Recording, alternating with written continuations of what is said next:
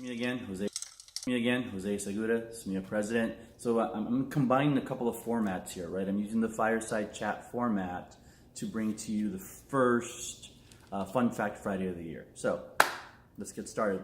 August 31st, 2018. Let's start with the fun fact. First fun fact, here's a word we all know, rubric. Rubric is a word we all know. Well, did you know that the word rubric is actually from Latin, and it means red, or like red chalk. And the reason why it means that is because back in the 13th century, when they would generate manuscripts, usually religious manuscripts, they would highlight important words, phrases, and even letters in red. And that's what was the emphasis, was the reddening of these. And so the rubrication process, is what they called it, was this process of printing over black print in order to make it red so that it would be emphasized when you were reading a religious text or passage, for example, the first letter of a paragraph or an important section. So the word rubric really refers to a color within the document that shows emphasis. We've added the word scoring rubric or grading rubric, the word grading or scoring in front of it, to define a format for evaluation of work, but that's the history of the word rubric. All right, okay, let's get down to our first thing. Labor Day picnic is today, Friday, August 31st, 3:30 p.m. out at Pioneer Park here in Santa Maria, up by the airport. It's free. Let me repeat that, it's free. SMEA is going to be out there. We're going to have a big pop-up out there. A couple of our members handing out free SMEA swag to kids and folks. It's a great event. Hot dogs, face painting, jump houses, games and activities. It's a lot of labor organizations within our valley, so not just teacher labor organizations, unions, but other labor unions and labor organizations are all going to be out there. It's a great event, 3:30 to 6:30 today, August 31st at Pioneer Park in Santa Maria. Come on out, bring your family, bring your kids. It's going to be awesome. Great way to kick off the 3-day weekend. By the way, it's the beginning of a 3-day weekend. All right, next we have evaluations, Article 9. Article 9 is all about evaluation. So if you're really looking for an interesting read, grab a copy of the contract, go to smea.com, pull it up, Article 9. A few things you need to know about evaluations. One is that the evaluator and the member need to work together to reach an agreement on which professional goals will be used in the evaluation principle. So the evaluation process. Your principal, your manager, does not tell you which goals you're going to use for your evaluation. You get to decide together. So when you go into that initial meeting with your evaluator within the first 8 weeks of the school year, have an idea of which professional standards you would like to use in order to for your evaluation. So there's goals, and then there are standards with the performance standards within those goals. So look it up. If you are a temp or a first-year pro, then you will be required to choose from standards 1, 2, or 3.1. So there's a requirement there for those of you who are temps or your first-year pros. All right. Now, let's move on to, I get this question every year, so let's clear this up. You're a permanent tenure teacher. You want to access the other evaluation methods that are available to you, right? So you have your standard evaluator observation, but then you also have your peer evaluation, reciprocal evaluation, or the portfolio. So if you're a tenured permanent teacher, you can choose from one of those three. You can have your evaluator just come in and do a standard evaluation. You can do a reciprocal or peer-to-peer evaluation with anybody on your campus. They don't have to be the same grade level. They don't have to have the same peer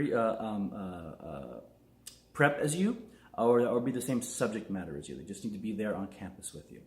Or you could do the portfolio, and there's information in contract about that. There's also all of the evaluation documents that are available at smbsd.com or .org. If you just typed in evaluations, all those documents would come up as a link. All right, you get to decide. So not your manager. Your manager gets to approve your plan if you choose an alternative evaluation process, reciprocal or portfolio, but they don't get to decide if you do it, right? So if I'm going to do a reciprocal with another teacher, we get our plan together of how we want that to go. We present that plan to our manager, and our manager has final approval on the plan itself, but not whether or not we do it. Okay, so make sure we're all clear on that. Excuse, go. Any of the evaluated options, okay, I already said that. Principal, and then if you're a temporary teacher or a probationary one, your evaluator is most likely just going to do a standard evaluation where they come in, they do a 30, 40-minute observation and report out on that. No, so here's the next thing about evaluations, right? And this is, I get this every year also. There's a form, looks nothing like this. It's got a bunch of standards on it, a bunch of observational items on it, and a scoring scale over here, 1 through 4. And people get concerned when they see things like 2s and 3s being circled and not all 4s. So let me just be 100% clear. That form that has the 1, 2, 3, 4 scoring on it has no value in your final evaluation. In other words, it doesn't become part of your final evaluation. It doesn't go into your employee file. It goes nowhere. The principal can use that as a method for taking notes and gathering information during the observation.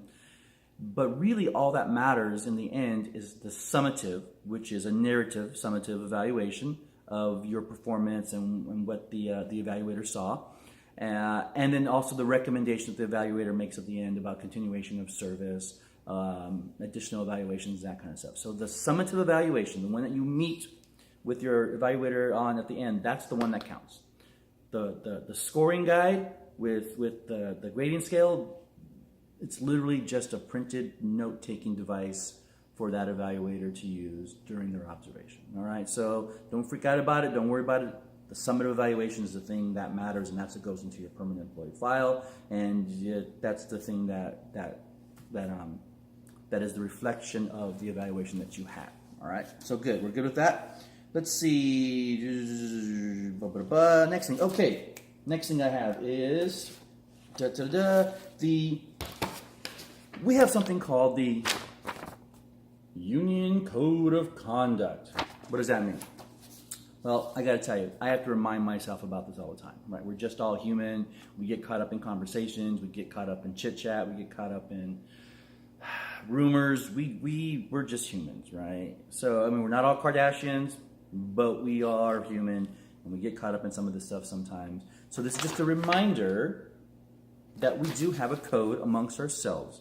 For example, number 1 says, I will not criticize any union colleague except to the individual directly.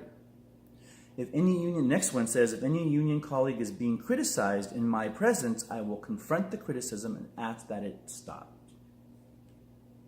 Number 3, I will not participate in any conversations with management that criticize or negatively speculate about any union colleague. The 4th one is I will settle my differences with colleagues within my union.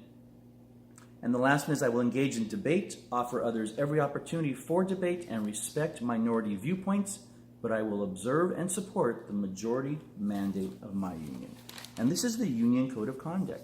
And this is document copy. This is included as a link in this communication.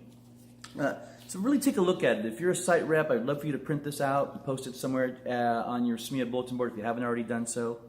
A lot of concerns and issues that come up, we can take care of those in-house. We don't need to include management. We don't need to make this a management issue. And really kind of just look out for each other. All our jobs are different. You know, 3rd grade's not the same as 5th grade, isn't the same as a junior high math teacher, isn't the same as a counselor, isn't the same as a psychologist, isn't the same as a behavior specialist, isn't the same as a preschool teacher or a nurse. I mean, our jobs are all different. Or a elementary PE teacher, or a literacy coach, or a curriculum TOSA. We're just all different. We have different jobs, we have different responsibilities, but yet it's all of these parts that make the machine of public education run. And so we have to respect that everybody has a job to do, and it may not be the job that we're doing, and it may not even be the way we want that job to be done, but it is. Everybody has their own role to play, and we have to respect that. Okay, so that's our Union Code of Conduct. And let's see, what else do I have? Labor Day picnic, evaluations. Okay, so a couple recommendations. I used to do this with my Fast Fun Fridays. Fun Fact Fridays. 2 movie recommendations. Number 1, it's called Founders. And Founder is the story. That's my dog. She doesn't like when people walk by. Allie, shush. Okay, I don't think that's going to work because she's not a really good shusher. Anyway, Founders. It's a story about Ray Kroc, who we all consider the founder of the McDonald's and McDonald's Corporation. But there's a really great history behind how Ray Kroc became the famous McDonald's Ray Kroc. So Founders stars Michael Keaton. It's available on Netflix. Great film. And the second one is an actual documentary, and it's called The Battered Bastards of Baseball. It's the story of Bing Russell. Bing Russell is the father of action movie star Kurt Russell. Kurt Russell's dad was also an actor. He was a working actor pretty much his whole life, but he was also a huge baseball fan. He actually played some ball when he was younger, ended up getting injured and going into acting. But at one point in his career, he ends up buying a single-A baseball team in Portland, Oregon. And it's just an amazing story about a guy who loved something so much that he was willing to kind of put all of his eggs into a basket. And he was willing to fight for it when people pushed it back against him. So it's a really, really neat story. It's called The Battered Bastards of Baseball. And it's available, I believe, either on Netflix or Amazon Prime. I don't remember which one I saw that on. So 2 great films. All right, that's it for now. Thanks, everybody. Have a great 3-day weekend. Aloha.